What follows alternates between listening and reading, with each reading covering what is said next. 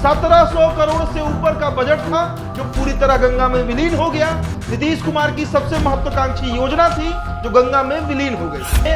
जल्दबाजी में सारा ठीकरा जो है वो ठेकेदार के ऊपर फोड़ दिया गया। यानी सरकार जो है वो इसमें कहीं से भी दोषी नहीं है।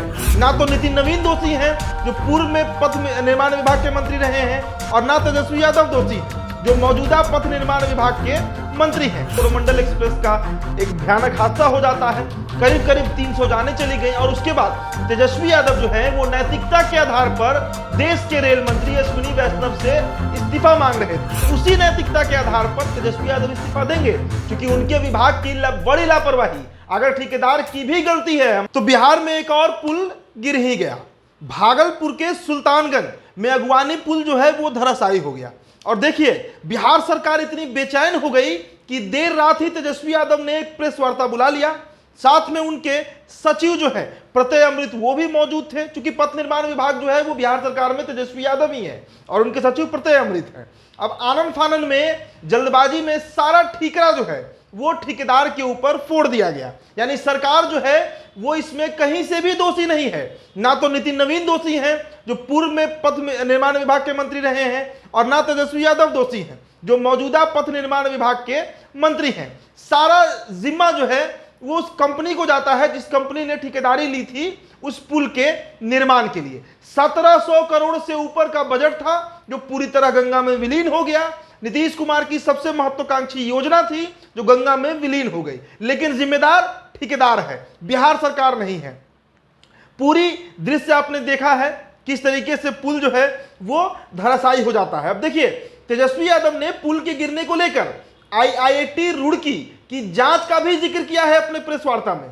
उन्होंने पिछले साल अगवानी पुल का एक हिस्सा गिरने के बाद जांच के बारे में सिलसिलेवार तरीके से बताया था। इसके बाद पथ निर्माण विभाग के जो सचिव हैं प्रत्यय अमृत, उन्होंने प्रेस से बातचीत किया और उन्होंने कहा कि आईआईटी रुड़की की रिपोर्ट 3 से 4 दिन में आ जाएगी और ठेकेदार के खिलाफ सख्त से सख्त कार्रवाई की जाएगी। यहां तक हो सकता है कि ठेकेदार जो हैं उनको ब्लैकलिस्ट किया जाएगा। यह बात भी प्रत्यय अमृत कहे हैं।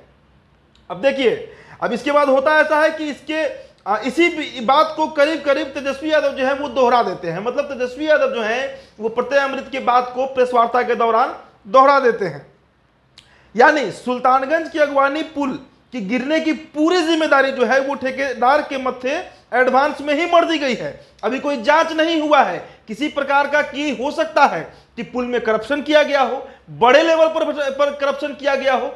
जदयू के प्रवक्ता का विधायक डॉक्टर संजीव सिंह तो ये बात भी कह रहे हैं, खुद जो सत्तारूढ़ दल के विधायक है वो ये बात कह रहे हैं कि इस बिहार सरकार की पोल खुल गई है। 1700 करोड़ से ऊपर का बजट था इस पुल का और वो गंगा में विलीन हो गया। यानी एडवांस में ही जो ठेकेदार हैं उनके माथे पर ये पूरा मामला जो है वो मर दिया गया और सरकार जो है वो निर्दोष बाइज्जत बरी हो जाती है। अब देखिए, 3 दिन पहले का आपको एक इंसिडेंट बताते हैं जो उड़ीसा में घटा, जहां पे कोरोमंडल एक्सप्रेस का एक भयानक हादसा हो जाता है, करीब करीब 300 जाने चली गई, और उसके बाद तेजस्वी यादव जो है वो नैतिकता के आधार पर देश के रेल मंत्री अश्विनी वैष्णव से इस्तीफा मांग रहे थे। लगातार ललन बाबू भी इस्तीफा मांग रहे थे, यानी ललन सिंह जो राष्ट्रीय अध्यक्ष हैं जदयू के। लेकिन अब क्या नैतिकता के आधार पर, उसी नैतिकता के आधार पर तेजस्वी यादव इस्तीफा देंगे क्योंकि उनके विभाग की बड़ी लापरवाही, अगर ठेकेदार की भी गलती है मान लेते हैं, तो भी हमारा यह दायित्व है कि हम ये प्रश्न करेंगे एक पत्रकार होने के नाते कि क्या अगर ठेकेदार की भी गलती है तो क्या सरकार जो है वो पाक साफ हो जाएगी, पूरी तरह निर्दोष साबित हो जाएगी। और क्या नैतिकता की, जिस नैतिकता की बात ललन सिंह कर रहे हैं, तेजस्वी यादव बीते 48 घंटे 72 घंटे से कर रहे थे, उसी नैतिकता के आधार पर क्या तेजस्वी यादव भी इस्तीफा देंगे? लेकिन ऐसा होगा नहीं। तेजस्वी यादव ने तो बजाबते प्रेस वार्ता कर लिया, प्रेस वार्ता करके साफ साफ कह भी दिया कि सारी गलती ठेकेदार की है, सरकार इसमें कहीं से इन्वॉल्व ही नहीं है। अब देखिए, आपको बताएं कि 2 जून की रात जो ओडिशा के बालासोर में एक बड़ी घटना घटी, उसके बाद एक इंसिडेंट का हवाला दिया गया जो गैसल रेल कांड 1999 2 अगस्त को हुआ था, जिसके बाद नीतीश कुमार ने 5 अगस्त को इस्तीफा दे दिया था। उसी हवाले से बार बार नीतीश कुमार की पार्टी, लालू प्रसाद यादव की पार्टी जो है वो बीजेपी से रेल मंत्री से इस्तीफा मांग रही थी। और अब बिहार में इतनी बड़ी दुर्घटना हो गई, लेकिन इस्तीफा तो दूर, पहले ही सारा दोष जो है वो ठेकेदार के ऊपर फोड़ दिया गया। अब बीजेपी जो है इसे लेकर बेहद आक्रामक रूप में दिख रही है बिहार में, और बीजेपी कह रही है कि तेजस्वी यादव को भी नैतिकता के आधार पर इस्तीफा दे देना चाहिए। लेकिन मामला सिर्फ इस्तीफा का नहीं है, मामला यह है कि चाहे कोरोमंडल एक्सप्रेस में इतना भीषण हादसा हुआ बालासोर में, जो जाने गई उसकी जिम्मेदारी कौन लेगी, किसकी नैतिकता बनती है।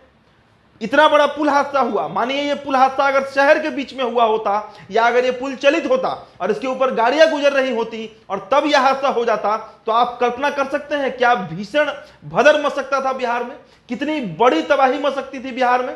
लेकिन सरकार दोषी नहीं है, ये बात खुद उप मुख्यमंत्री और पथ निर्माण विभाग के मंत्री तेजस्वी यादव कह रहे हैं, और उनके बात को दोहराया जा रहा है उन्हीं के सचिव प्रत्यय अमृत के द्वारा। आपके जो विचार है हमारे कमेंट सेक्शन में आप छोड़ते जाइएगा। मेरा नाम दीप्त आर्यन है, बहुत बहुत शुक्रिया।